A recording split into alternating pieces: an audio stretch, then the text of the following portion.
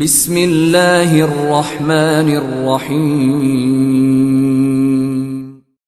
السلام عليكم ورحمة الله وبركاته. الحمد لله رب العالمين، والصلاة والسلام على أشرف المرسلين وعلى آله وصحبه وسلم. إن الحمد لله نحمده ونستعينه ونستغفره ونؤمن به ونتوكل عليه، ونعوذ بالله من شرور أنفسنا ومن سيئات أعمالنا. من يهده الله فلا مضل له ومن يضلل فلا هادي له، وأشهد أن لا إله إلا الله وحده لا شريك له، وأشهد أن محمدا عبده ورسوله. قال الله تعالى: يا أيها الذين آمنوا اتقوا الله حق تقاته ولا تموتن إلا وأنتم مسلمون. وقال تعالى أيضا: يا أيها الناس اتقوا ربكم الذي خلقكم من نفس واحدة وخلق منها زوجها وبث منهما رجالا كثيرا ونساء، واتقوا الله الذي تساءلون به والأرحام إن الله كان عليكم رقيبا. وقال تعالى أيضا: يا أيها الذين آمنوا اتقوا الله وقولوا قولا سديدا يصلح لكم أعمالكم ويغفر لكم ذنوبكم، ومن يطع الله ورسوله فقد فاز فوزا عظيما. صدق الله العلي العظيم. قال نبينا صلى الله عليه وسلم: فإن الأصدق الحديث كتاب الله، وخير الهدي هدي محمد صلى الله عليه وسلم، وشر الأمور محدثاتها، وكل محدثة بدعة، وكل بدعة ضلالة، وكل ضلالة في النار. வார்த்தைகளில் சிறந்தது அல்லாஹ்வுடைய வார்த்தை என்றும், வழிகாட்டுதலில் சிறந்தது நபிகள் நாயகம் ஸல்லல்லாஹு அலைஹி வஸல்லம் அவர்களுடைய வழிகாட்டுதல் என்றும், காரியங்களில் மிக மிக கெட்டது மார்க்கத்தில் புதுமையை உண்டாக்குவது, ஒவ்வொரு புதுமையான காரியம் வழிகேடுகள் அனைத்தும் உங்களை நரகில் கொண்டு போய் சேர்க்கும் என்று நமது நபி ஸல்லல்லாஹு அலைஹி வஸல்லம் அவர்கள் தங்களுடைய ஒவ்வொரு சொற்களிலும் இந்த மனித சமுதாயத்திற்கு ஞாபகப்படுத்தியதை இந்த நல்ல சந்தர்ப்பத்தில் இங்கு ஒன்று கூடியிருக்கின்ற உங்களுடைய சிந்தனையிலும் ஆரம்பமாக இந்த நபிமொழியை ஞாபகப்படுத்தி எனது உரையை ஆரம்பம் செய்கிறேன். அல்ஹம்துலில்லாஹ்.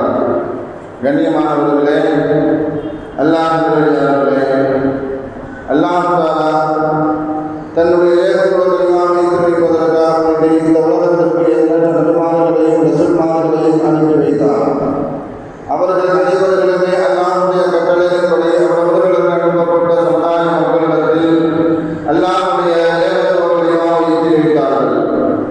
அத்தனை நபிமார்கள் மீதும் ரசூல்மார்கள் மீதும் இறுதியாக வந்த நபி ஸல்லல்லாஹு அலைஹி வஸல்லம் அவர்கள் மீதும் அவர்களுக்கு இறங்கிய நிறைவேற்றியை கண்ணால் கண்டும் காணாமல் கேட்டும் அப்படியே ஈமான் கொண்ட உத்தம சத்திய சஹாபாக்கள் பெண்மணிகள் மீதும் அவர்களுக்கு பின் வந்த தாபியங்கள் தபாதாபியங்கள் இமாம்கள் நல்லவர்கள் மீதும் குறிப்பாக இந்த ஜும்மாவில் அல்லாஹ்வை பற்றியும் அவருடைய தூதர் முஹம்மது நபி ஸல்லல்லாஹு அலைஹி வஸல்லம் அவர்களை பற்றியும் தெரிந்து கொள்வதற்காக வேண்டி இங்கு ஒன்று கூடியிருக்கின்ற உங்கள் மீதும் என் மீதும் உங்களது குடும்பத்தார் மீதும் எனது குடும்பத்தார் மீதும் அல்லாஹ்வுடைய சாந்தியும் சமாதானமும் திருப்பொருளும் மன்னிப்பும் இன்றும் என்றென்றும் உண்டாவதாக இருக்கக்கூடிய எனது உரையை ஆரம்பம் செய்கிறேன். அல்ஹம்துலில்லாஹ்.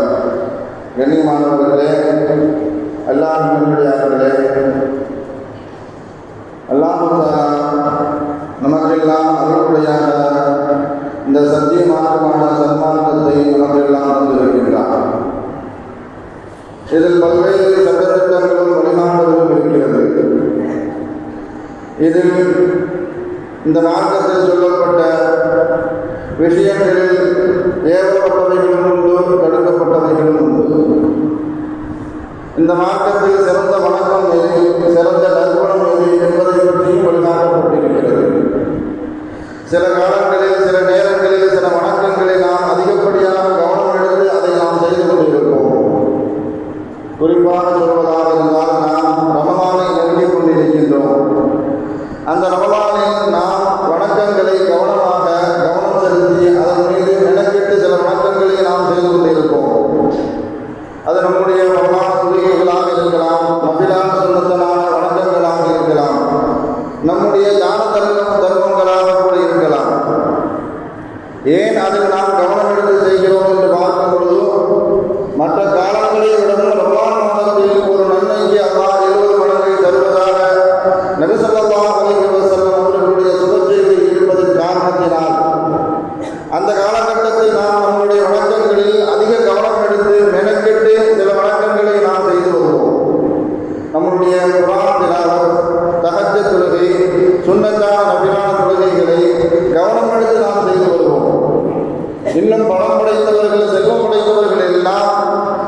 தங்களுடைய ஜகாத் சதகாவுடைய விஷயத்தில் அதிக கவனம் எடுத்து செலுத்தி வருவார்கள். இன்னும் சொல்ல போனால் சில செல்வந்தர்கள் எல்லாம் ரமலானுடைய மாதத்தில் உம்ரா செய்வதை கவனம் எடுப்பார்கள்.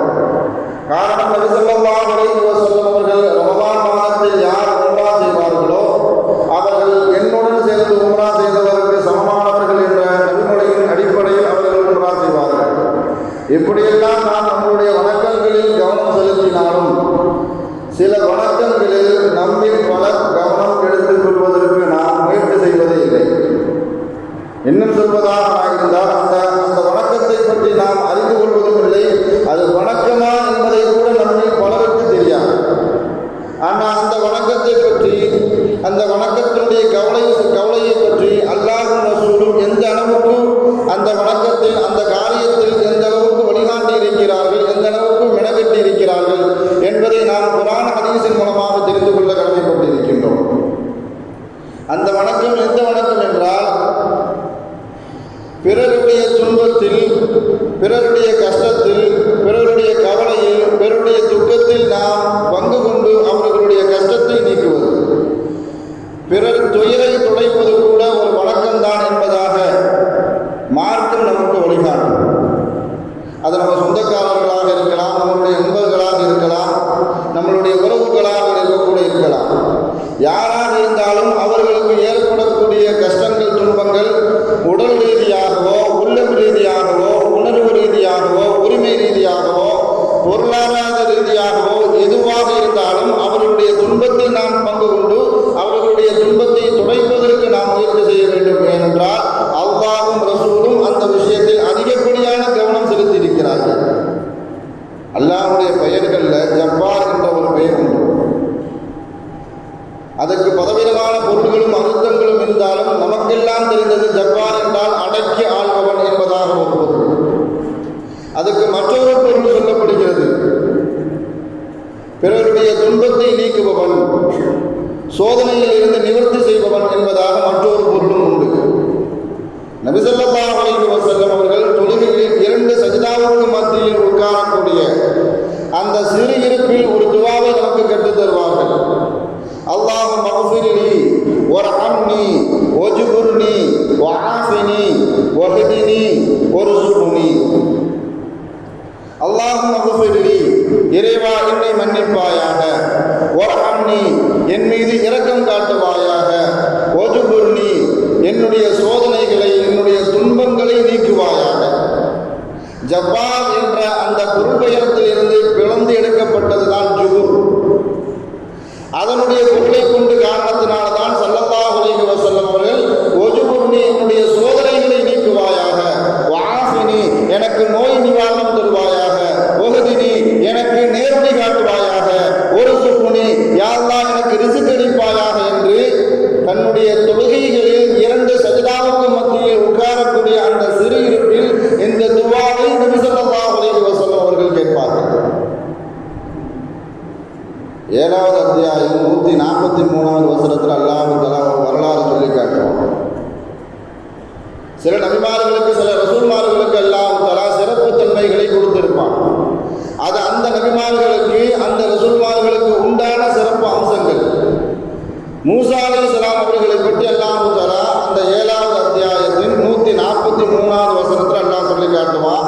மூசா அலைஹிஸ்ஸலாம் அவர்களிடத்தில் பேசுவதற்காக வேண்டி பிரத்யோகமாக ஒரு இடத்தை தேர்வு செய்து அல்லாஹ் தஆலா அவர்களை பேசுவதற்காக வேண்டி அழைத்தான். மூசா அலைஹிஸ்ஸலாம் அவர்களும் அல்லாஹ்விடத்தில் பேசுவதற்காக வேண்டி தூர் சினா என்ற அந்த மலைக்கு அருகாமையில் சென்றார்கள். அல்லாஹ்விடத்தில் உரையாடினார்கள். இதை பற்றி அல்லாஹ் தஆலா சொல்லிக் கொண்டு வரும் பொழுது அந்த வசனத்தில் மூசா அலைஹிஸ்ஸலாம் அல்லாஹ்விடத்தில் கேட்பார்கள், யா அல்லாஹ் உன்னுடைய குரலை இந்த அளவுக்கு அழகாக இருக்கிறது, நான் உன்னை பார்க்க வேண்டும் என்பதாக அல்லாஹ்விடத்தில் வற்புறுத்தி ஒரு கோரிக்கை வைப்பார்கள். அல்லாஹ் அந்த வசனத்தில் அல்லாஹ் தொடர்ச்சியாக பேசிக்கிட்டே வருவான். அப்போ அல்லாஹ் சொல்லி காட்டுவான், பூமியில் இருக்கும் பொழுது இதற்கு சாத்தியம் கூறு இல்லை, பூமியில் இருப்பவர்களால் என்னை நேரடியாக பார்க்க முடியாது என்பதாக அல்லாஹ் தஆலா எவ்வளவு சொல்லியும் கூட மூசா அலைஹிஸ்ஸலாம் அவர்கள் அல்லாஹ்விடத்தில் வற்புறுத்துவார்கள். அப்போ அல்லாஹ் சொல்லி காட்டுவா, என்னுடைய தஜல்லியத்தில் இருந்து ஒரு பகுதியை ஊசி முனையை விடவும் கூர்மையாக இருக்கக்கூடிய அந்த தஜல்லிய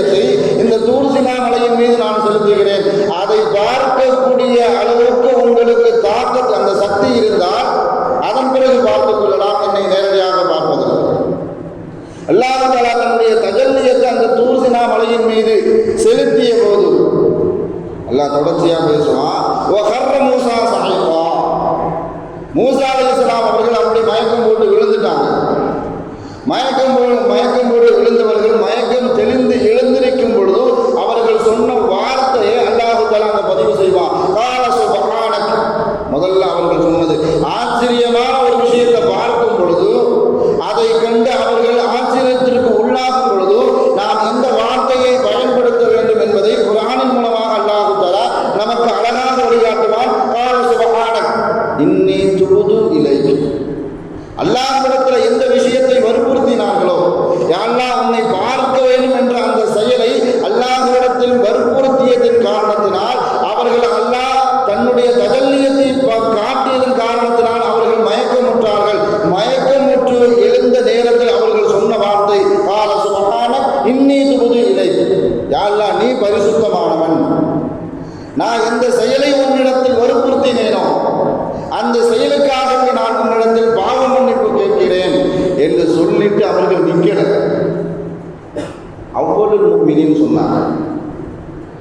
நான் இதுக்கப்புறம் நிராசையாக மாட்டேன், நான் உங்ககிட்ட பேசிட்டேன், உன்னை பார்க்க வேண்டும் என்று ஆசை கொண்டேன், வற்புறுத்தினேன், ஆனா அந்த செயல் என்னால் செய்ய முடியல, அந்த செயல் நடக்கவில்லையே என்று நினைத்து நான் நிராசையாக மாட்டேன். மாறாக வான அவ்வளவு முஃமினீன், நான் ஈமான் கொண்டவர்களில் முதல் தரத்தில் இருப்பார்களே அந்த நிலைக்கு நான் செல்வேன் என்பதாக அல்லாஹ்விடத்தில் பேசினாங்க. ஆனா அந்த பார்க்குதல் என்ற செயல் உலகத்தில் நடக்கல. ஆனா அல்லாஹும் அந்த சம்பவத்தை, அந்த நிகழ்வை விட்டு கடந்து போகல. மூசா அலைஹிஸ்ஸலாம் அவர்கள் நம்மிடத்தில் உரையாடினார்கள், நம்மை பார்க்க வேண்டும் என்று நினைத்தார்கள், அந்த செயல் நடைபெறவில்லை. இருந்தாலும் அவர்கள் வருத்தத்தில் இருப்பார்கள், இந்த செயல் நடக்கலையே. நடந்ததுன்னு சொன்னா மூசா அலைஹிஸ்ஸலாம் அவர்கள் மாதிரி பாக்கியசாலி யாரும் இருந்திருக்க மாட்டாங்க. ஆனா இருந்தாலும் மூசா அலைஹிஸ்ஸலாம் அவர்களுக்கு கொடுக்கப்பட்ட பாக்கியத்தை உணர்த்தி அல்லாஹ் தஆலா அடுத்த வசனத்துல ஆறுதல் கூறுவான். அல்லாஹ் எப்படி கூறுவான்னு சொன்னா, அதே அடுத்த வசனத்துல 144வது வசனத்துல அல்லாஹ் சொல்லி காட்டுவான். கால யா மூசா, மூசாவே இன்னி ஸஃபைதுக அலன் நாஸ், நான் மக்கள்ல இருந்து அவங்கள நபியா தேர்ந்தெடுத்துட்டேன். மிரிசாலாத்தி, நுபுவத்தையும் நான் உங்களுக்கு தந்துட்டேன். ஒபி கலாமி, நேரடியா நான் உங்கள்கிட்ட பேசிட்டேன். 3 விஷயத்தை அல்லாஹ் தஆலா சொல்லி அவர்களுக்கு அல்லாஹ் தஆலா ஆறுதல் படுத்துவான். நான் தந்த ஞாபகத்து இருக்குது இல்ல, அந்த ஞாபகத்தை நீங்க நினைச்சு பாருங்க. என்னை பார்க்கவில்லை என்று கை செய்தம் நிராசை உங்களுக்கு வேண்டவே வேண்டாம். என்ன மக்கள்ல எல்லாரையும் விடவும் நான் உங்களை நபியாகவும் ரசூலாகவும் தேர்ந்தெடுத்திருக்கிறேன். மாத்திரமல்ல, என்னுடைய நுபுவத்தை உங்களுக்கு தந்திருக்கிறேன். அது மட்டுமில்லை, உலகத்துல யாருக்குமே கொடுக்கப்படாத மிகப்பெரிய ஒரு அற்புதத்தை, ஒரு ஆச்சரியத்தை, ஒரு அருள்கொடையை நான் உங்களுக்கு செலுத்தியிருக்கிறேன். நான் உங்கள்கிட்ட நேரடியா பேசியிருக்கிறேன்னு சொன்னாங்க. உலகத்தில் அல்லாஹ் யார்கிட்டையும் அப்படி நேரடியா பேசல, உங்களிடத்தில் மாத்திரம் நான் நேரடியாக பேசியிருக்கிறேன். அல்லாஹ் அடுத்து சொல்லி காட்டுவான், என்னுடைய அத்தாட்சிகள் உங்களுக்கு இருக்கும் பொழுது அதற்காக வேண்டி நீங்கள் நன்றி செலுத்த வேண்டும். இது நடக்கலைன்னு சொல்லி நிராசையாக கூடாது. கிடைத்த அருள்கொடைகளை வைத்து நீங்கள் நன்றி செலுத்த வேண்டும் என்பதாக அல்லாஹ் தஆலா மூசா அலைஹிஸ்ஸலாம் அவர்களுக்கு ஆறுதல் கொடுத்துவான். இதில் அந்த மூசா அலைஹிஸ்ஸலாம் அவர்கள் மாத்திரமல்ல, யாரெல்லாம் எந்த ரீதியில் அவர்கள் உள்ளலட்சம் மன உளைச்சலுக்கு ஆளாக்கப்பட்டார்களோ, கவலைக்கு உள்ளாக்கப்பட்டார்களோ, அவர்கள் அனைவர்களுக்குமே அல்லாஹ் தஆலா தன்னுடைய ஆறுதலை, வார்த்தைகளை அல்லாஹ் தஆலா கூறியிருக்கிறான். யூசுப் அலைஹிஸ்ஸலாம் அவர்கள் சிறுவயதாக இருக்கும் பொழுது தன்னுடைய சகோதரர்களால் அந்த பாலன்ற கிணத்துக்குள் தள்ளிவிடும் பொழுது அல்லாஹ் தஆலா சொன்ன வார்த்தை, நாம் அவரிடத்தில் சொன்னோம், நீங்க கவலைப்படாதீங்க, இப்ப அவர்கள் பலசாலிகளாக இருக்கிறார்கள், பலசாலியாக இருக்கின்ற நேரத்தில் ஒன்று கூடி உங்களை கொலை செய்வதற்கு நாடி இருக்கிறார்கள், அந்த நோக்கத்தில் தான் உங்களை தள்ளியும் விட்டு இருக்கிறார்கள். ஆனா இந்த செய்தியை பத்தி ஒரு காலம் வரும், நாம சொல்லுவோம், இன்னைக்கு அவன் காலம், அவன் ஆடுறான், நமக்கு நேரம் வரும், அப்போ நாம பதில் சொல்லுவோம். இதே விஷயத்தை தான் அல்லாஹ் தஆலா யூசுப் அலைஹிஸ்ஸலாத்துல சொல்லுவான், லதுனப்பி அன்னம் பி அம்ரிஹிம் ஹாதா, இது குறித்து ஒரு காலம் வரும், அந்த காலகட்டத்தில் இது குறித்து அவர்களிடத்தில் நீங்கள் செய்தி எப்படி வைப்பீர்கள்?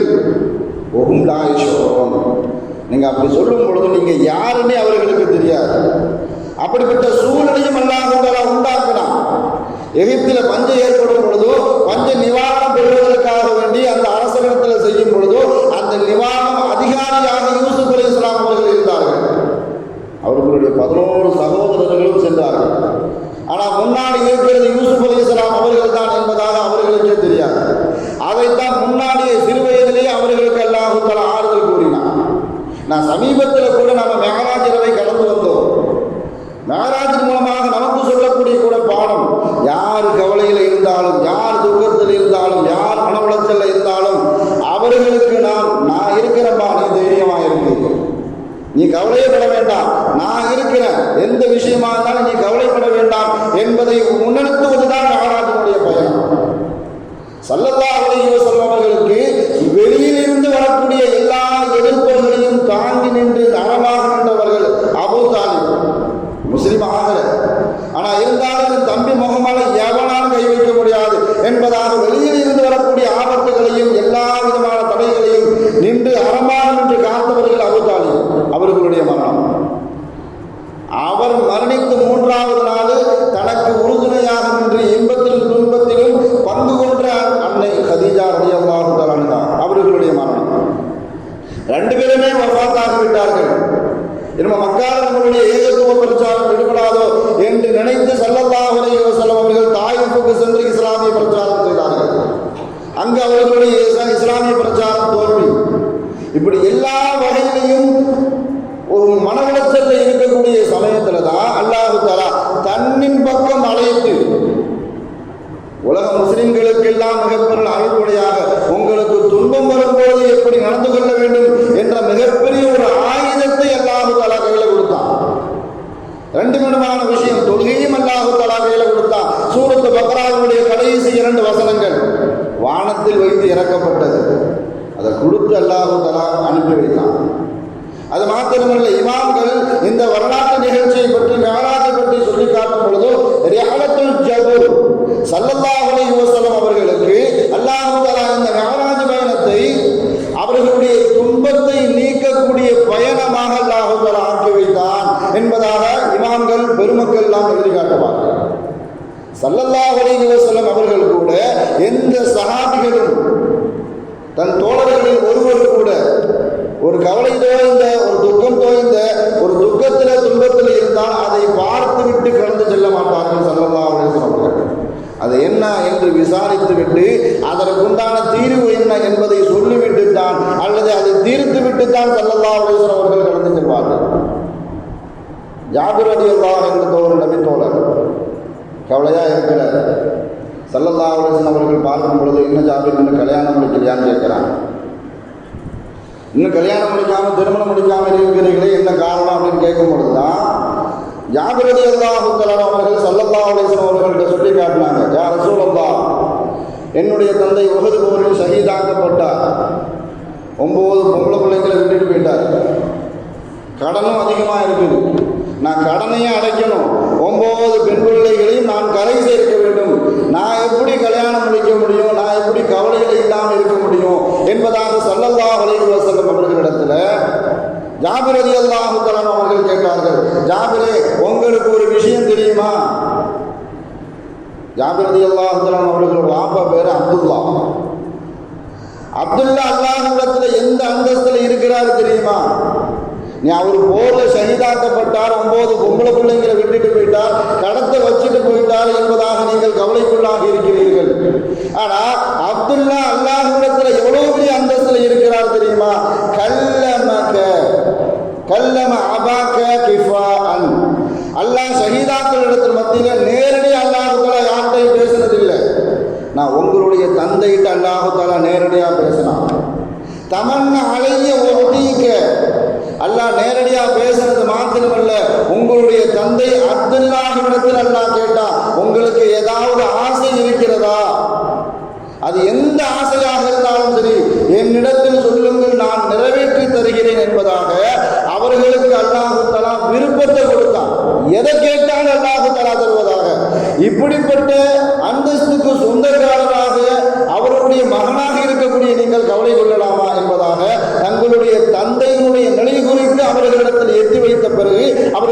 கவலையை போக்கினார்கள். ஸல்லல்லாஹு அலைஹி வஸல்லம் அவர்கள் எந்த தோழராக இருந்தாலும் சரி, எந்த கவலைக்கு உள்ளாக்கப்பட்டதாக இருந்தாலும் சரி, அது பொருளாதார ரீதியாகவோ மன ரீதியாகவோ உடல் ரீதியாகவோ எவ்வளவு பெரிய துக்கத்தில் இருந்தாலும் சரி, அதை பார்த்து கவனித்து அதற்குண்டான நிவாரணத்தை அளிக்காமல் ஸல்லல்லாஹு அலைஹி வஸல்லம் அவர்கள் கடந்து செல்வதில்லை. பத்ர் போரை முடிச்சுட்டு வந்திருக்கிறாங்க ஸல்லல்லாஹு அலைஹி வஸல்லம் அவர்கள். பொதுவாக போரை முடிச்சுட்டு வந்துட்டாங்க அப்படின்னு சொன்னா ஸல்லல்லாஹு அலைஹி வஸல்லம் அவர்களுடைய ஒரு பழக்கம், மதீனால என்ன நடந்தது என்பதை விசாரித்து விட்டு தான் வீட்டுக்கு செல்வார்கள். வீட்டுக்கு செல்வதற்கு முன்பாக நம் மஸ்ஜித் நபவிக்கு தான் முதல்ல போவாங்க.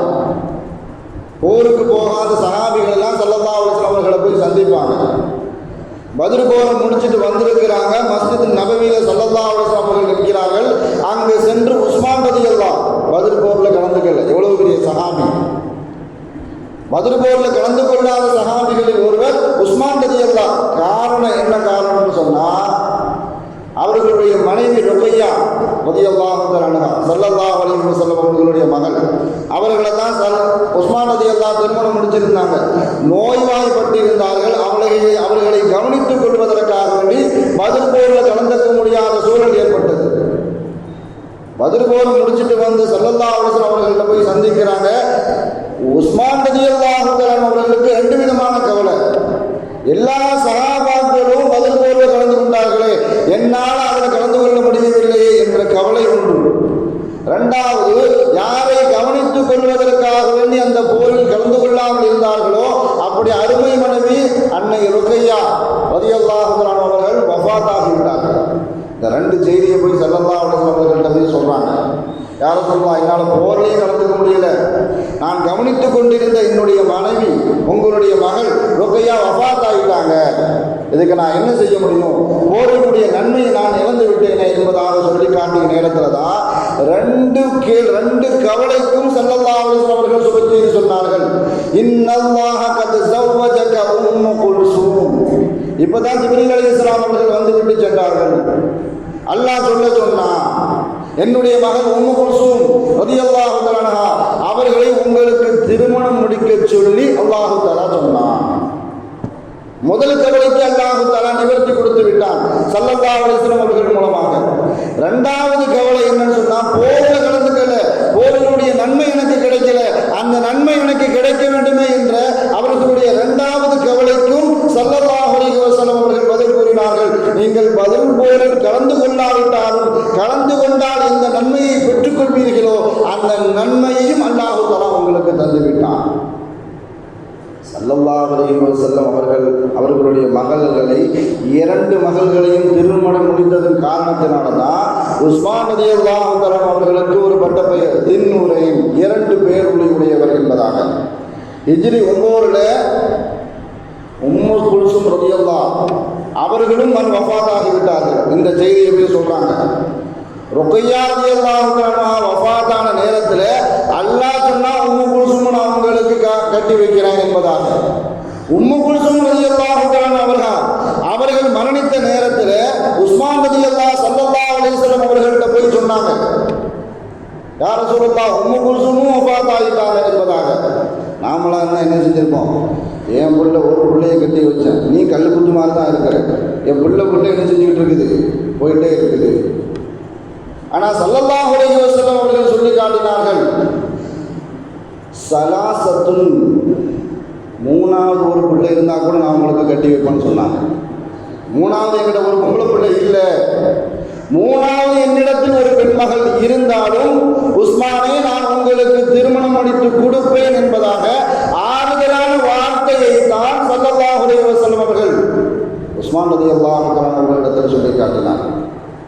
ஏன்னு சொன்னா, அல்லாஹ்வும் ரசூலும் நமக்கு குர்ஆனின் மூலமாக, நபிமொழியின் மூலமாக நமக்கு காட்டக்கூடிய மிகப்பெரிய ஒரு வழிகாட்டுதல். எந்த ஒரு மனிதன் கவலைக்குள்ளாக்கப்பட்டாலும் சரி, துன்பத்தில் இருந்தாலும் சரி, அது நம்மளுடைய உறவுகளோ, நம்மளுடைய சொந்தக்காரர்களோ, நம்மளுடைய அண்டை வீட்டுக்காரர்களோ, நம்மளுடைய நண்பர்களோ, வெளியூருக்காரர்களோ, உள்ளூருக்காரர்களோ, யாராக இருந்தாலும் சரி, அவர்களுடைய துன்பத்தில் நாம் கவனம் செலுத்தி அதை நீக்கிவிட்டார் மிகப்பெரிய நற்கூலி அல்லாஹ் தஆலா வச்சிருக்கான். ஸல்லல்லாஹு அலைஹி வஸல்லம் அவர்களுடைய ஹிஜ்ரி 7, மக்காவுக்கு உம்ரா செய்வதற்காக வேண்டி போகிறாங்க ஸல்லல்லாஹு அலைஹி வஸல்லம் அவர்கள். போன நேரத்தில் ஹம்ஸா ரலியல்லாஹு தஆலா அவர்களுடைய மகள் ஃபாத்திமா ஸல்லல்லாஹு அலைஹி வஸல்லம் அவர்களை பார்த்த உடனே அப்படி செல்லத்தில் அப்படி ஓடி வராங்க. சின்ன பிள்ளை ஓடி வந்து அப்படி கட்டி அணைக்கிறாங்க. கூட யார் போயிருக்கிறாங்கன்னு சொன்னால் அலி ரலியல்லாஹ், ஸெய்த் இப்னு ஹாரிஸா ரலியல்லாஹ், ஜாஃபர் இப்னு அபூ தாலிப் ரலியல்லாஹ், இந்த 3 சஹாபிகளும் கூட போயிருக்கிறாங்க. போன நேரத்தில் அந்த பெண் பிள்ளையை பார்த்த உடனே அதை வளர்க்க வேண்டும் என்ற ஆசை 3 சஹாபாக்களுக்கு வந்தது. ஸல்லல்லாஹு அலைஹி வஸல்லம் அவர்கள் 3 சஹாபாக்களுக்கும் ஒரு விஷயத்தை சொன்னாங்க. இந்த பெண் பிள்ளையை வளர்ப்பதாக இருந்தால் உங்களுடைய உரிமையை, உங்களுடைய உறவுகளையும் உங்களுடைய உரிமைகளையும் சொல்லி இந்த பிள்ளையை வளர்த்துக்காங்க. உங்களுக்கும் இந்த பிள்ளைக்கு என்ன தொடர்பு, என்ன உறவு, அதை சொல்லி நீங்கள் சொல்லி கரெக்டாக இருந்துன்னு சொன்னால் அதை வளர்ப்பதற்கு நான் அனுமதி தருவேன் என்பதாக ஸல்லல்லாஹு அலைஹி வஸல்லம் அவர்கள் சொன்ன நேரத்தில் முதல்ல சொல்றாங்க ஸெய்த் இப்னு ஹாரிஸா ரலியல்லாஹு தஆலா அவர்கள், இஸ்லாத்தில் என்னுடைய சகோதரர் ஹம்சா, அவரை நீங்கள் இஸ்லாத்தின் மூலமாக சகோதரராக ஆக்கினீர்கள். அதன் அடிப்படையில் அவர்களுடைய மகள் ஃபாத்திமாவை நான் வளர்த்துக் கொள்கிறேன் என்பதாக தன்னுடைய உறவு முறையை சொல்லி காட்டினார். 2வது அலி ரலியல்லாஹு அவங்க சொல்லி காட்டினாங்க, என்னுடைய சச்சா மகன், என் வாப்ப கூட பிறந்த தம்பி தம்பி தான் ஹம்சா, அவர்களுடைய மகள் ஃபாத்திமா. அதனால எங்களுடைய சச்சா மகளாக இருப்பதனால அந்த பெண் மகளை நான் வளர்க்கிறேன் என்பதாக சொல்லி காட்டினார்கள். அலி ரலியல்லாஹு தஆலா அவர்களுடைய சகோதரர் தான் ஜாஃபர் ரலியல்லாஹு, அவங்க சொல்லி காட்டினாங்க, என் வாப்ப கூட பிறந்த தம்பி மகன் ஃபாத்திமா, அது மாத்திரமல்ல என்னுடைய மனைவியும் இந்த குழந்தையினுடைய தாயும் சகோதரிகள். ஹம்ஸா ரலியல்லாஹு தஆலா அவர்களுடைய மனைவியும் என்னுடைய மனைவியும் சகோதரிகள்.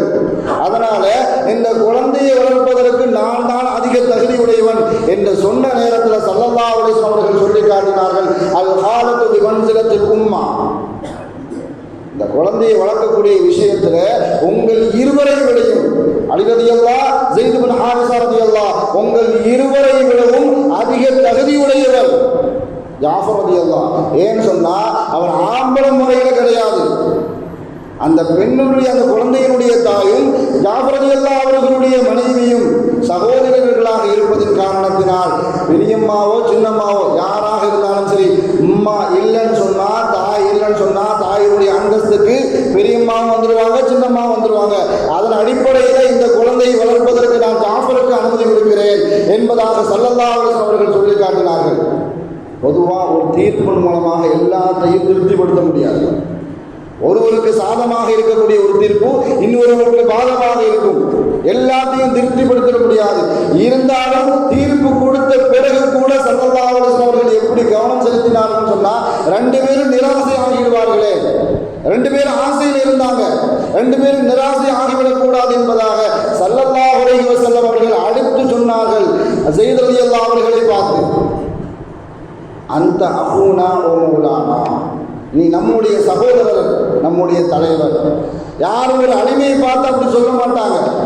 ஆனால் இருந்தாலும் ஸல்லல்லாஹு அலைஹி வஸல்லம் அவர்கள் சொல்லி காட்டினார்கள், அடிமையாக இருந்தாலும் வேறு தேசத்தை சார்ந்தவராக இருந்தாலும் ஸல்லல்லாஹு அலைஹி வஸல்லம் அவர்கள் ஸெய்த் இப்னு ஹாரிஸா ரலியல்லாஹு தஆலா அவர்களை பார்த்து சொன்னாங்க, அந்த அஹூனா வ மௌலானா, நீ எங்களுடைய சகோதரர், எங்களுடைய தலைவர்னு சொன்னாங்க.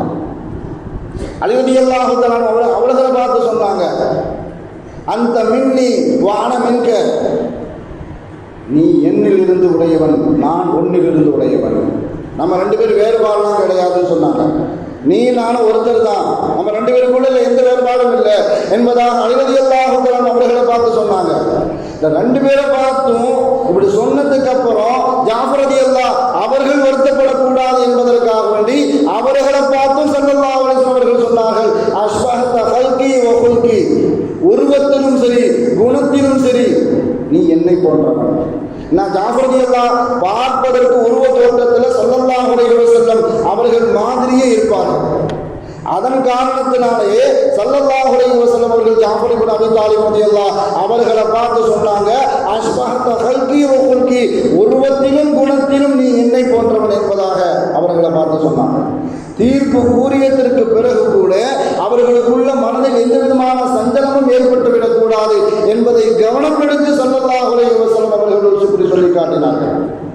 என்று சொன்னால், ஒரு காரியத்தை செய்வதாக இருந்தால், ஒருவருடைய துன்பத்தை நீக்குவதாக இருந்தால், அந்த விஷயத்தில் நம் சமூகம் எந்த அளவுக்கு பலகீனமானவர்களாக இருந்துவிடக்கூடாது என்பதை கருத்தில் கொண்டுதான் குர்ஆனும் ஹதீஸும் நமக்கு ஒரு தெளிவான வழிகாட்டுதல். பொதுவாக ஒரு ஊரில் ஒரு பழைய வீட்டை நாம் கட்டிட்டு அதுக்கு பக்கத்தில் ஒரு புது வீட்டை கட்டிட்டுன்னு சொன்னால் பழைய வீடு கூடவனா ஆக்கிடுவோம். அது கடையாக இருந்தாலும் சரி, வீடாக இருந்தாலும் சரி, சில சமயத்தில் பள்ளிவாசல் கூட அப்படி ஆக்கப்பட்டு விடும். ஒரு கட்டடம் இருக்கும், அந்த கட்டடம் பழைய கட்டடம் இருக்கும், புதிய கட்டடம் ஆரம்பித்து விட்டுன்னு சொன்னால் பழைய கட்டடத்தில் தொலைவிட மாட்டோம். நம்ம இடத்துல இருக்கக்கூடிய மிகப்பெரிய பலகீனமே இதுதான். சஹாபாக்களுடைய காலகட்டத்திலும் இதில் நடந்துவிடக்கூடாது என்பதில் ஸல்லல்லாஹு அலைஹி வஸல்லம் அவர்கள் ரொம்ப கவனமாக இருந்தார்கள். மதீனாவுக்குள்ள வரும்பொழுது ஸல்லல்லாஹு அலைஹி வஸல்லம் அவர்கள் முதலாக கட்டிய பள்ளிவாசல் குஃபா பள்ளிவாசல். எப்பொழுது மஸ்ஜித் நபவியை கட்டினார்களோ அதன் பிறகு மஸ்ஜித் நபவிக்குத்தான் மக்கள் எல்லாம், பொதுவாக மனிதனுடைய இயல்பு குணம் அது, பழச விடவும் புதுசுக்கு முக்கியத்துவம் கொடுப்போம்.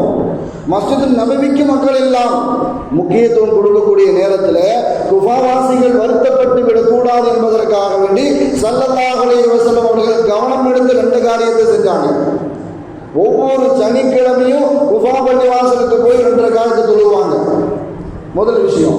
2வது என்ன விஷயம் சொன்னா, குஃபா பள்ளிவாசலில் யார் தொழுவார்களோ அவர்களுக்கு ஒரு உம்ரா செய்த நன்மை கிடைக்கும் என்பதாக சுப செய்தியை ஆர்வத்தை மூட்டினார்கள். நான் குஃபாவாசிகள் அவர்களுடைய பள்ளிவாசல் அதே அந்தஸ்துக்குரியது என்பதை உணர்த்துவதற்காகவும், அவர்களுடைய பள்ளிவாசலிலும் தொழுகை நடத்தப்பட வேண்டும் என்பதை உணர்த்துவதற்காகவும் ஸல்லல்லாஹு அலைஹி வஸல்லம் அவர்கள் உங்களுடைய பள்ளிவாசல் அந்த அந்தஸ்தில் தான் இருக்கிறது என்பதை உணர்த்தினார்கள்.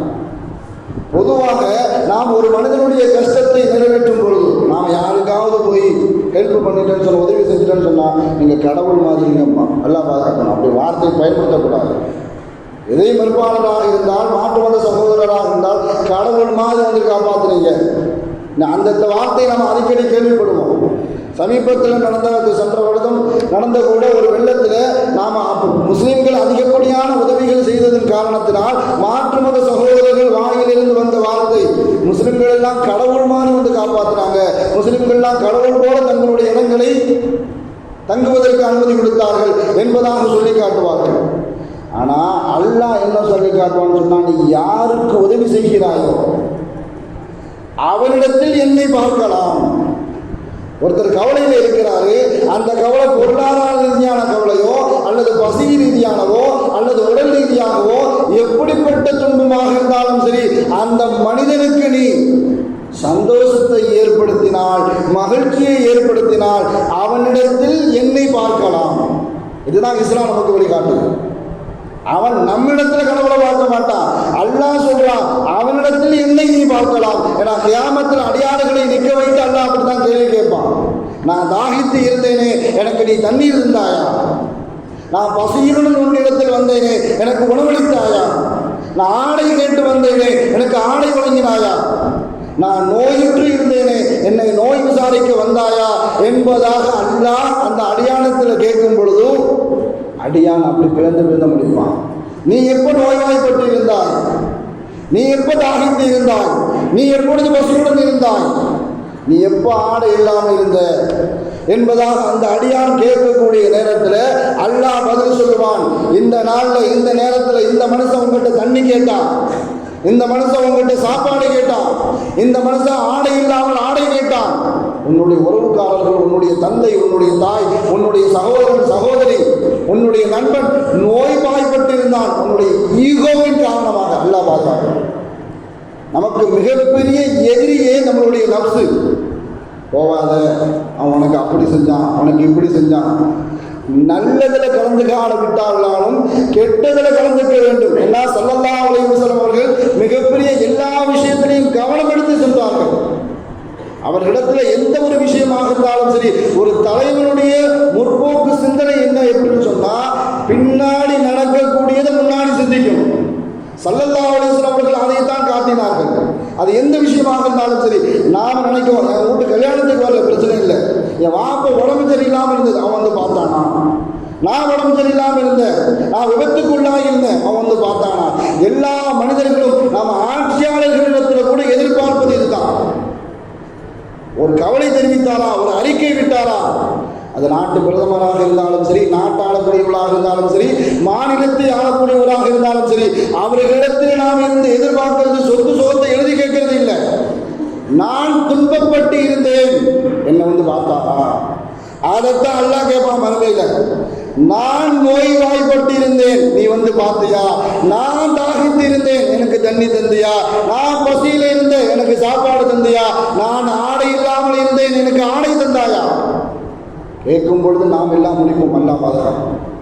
அப்படி தந்திருந்தா அந்த மனிதனிடத்தில் என்னை நீ பார்த்திருப்பாய். நோய் விசாரிக்க சென்றிருந்தால் அந்த விஷயத்தினால எவ்வளவு பகை இருந்தாலும் நாம கஷ்டத்தில் இருக்கின்றோன்னு என் அண்ணன் ஓடி வந்துட்டான், என் தம்பி ஓடி வந்துட்டா, என் அக்கா ஓடி வந்துட்டா, என் தங்கச்சி ஓடி வந்துட்டா, என் புள்ள ஓடி வந்துட்டா, என் வாப்ப ஓடி வந்துட்டாரு, என் சொந்தக்காரன் ஓடி வந்துட்டான், என் ஊருக்காரன், அவனுக்கு ரத்தம் துடிக்குது, நான் கஷ்டப்படுறது அவனுக்கு துடிக்குது, ஓடி வந்து என்னை பார்க்க வந்துட்டான்.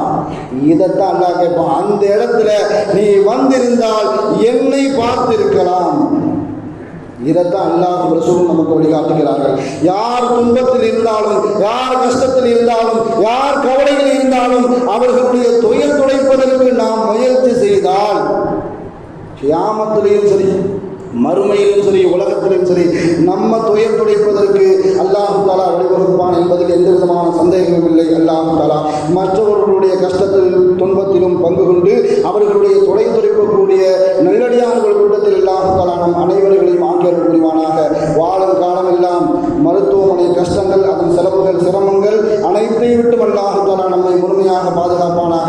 வாழும் காலமெல்லாம் நோய் நொடிகள் இல்லாமல் உடல் ஆரோக்கியத்தோடு மன நிறைவோடு இன்பத்தோடு அல்லாஹ்வை நின்று வணங்கி வழிபட்டு வாழும் நசீபை எல்லாம் அல்லாஹ் உங்களுக்கும் எனக்கும் நம்ம ஈண்டெடுத்த தாய் தந்தையர்களுக்கும் நம் மனைவி மக்கள் உற்றார் உறவினர் யாவருக்கும் கொடுத்து அருள் புரிவானாக என்று கூறி எனது வார்த்தையை நிவர்த்தி செய்கிறேன். வாஹிரு தாவானா அல்ஹம்துலில்லாஹி ரப்பில் ஆலமீன். அஸ்ஸலாமு அலைக்கும்.